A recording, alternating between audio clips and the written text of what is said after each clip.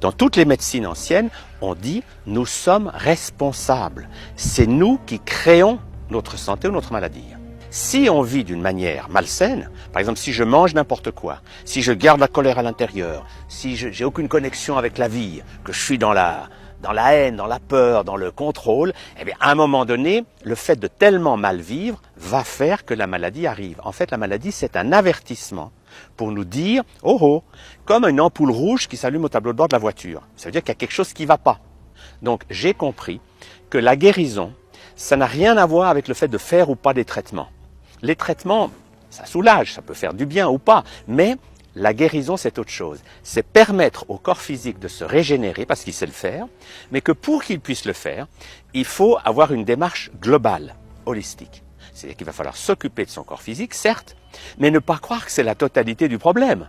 Parce que même si vous mangez très sainement, vous faites des jeûnes, des graines germées, des massages et du sport, si vous ne vous occupez pas du corps émotionnel, vous pouvez être malade, non pas pour des raisons physiques, mais pour des raisons d'émotions qui ne circulent pas.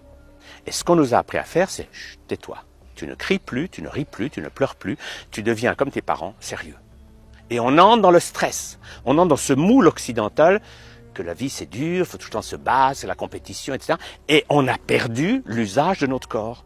Et regardez ce que ça donne, regardez ce nombre de personnes âgées qui sont de plus en plus lourds, qui avalent des pilules et qui ont une vie vraiment catastrophique. Alors que nous n'avons pas été conçus par la nature pour devenir vieux et malades. Il n'y a aucune raison d'être vieux et malade. Si on est vieux et malade, c'est parce qu'on a des habitudes qui nous poussent à ça.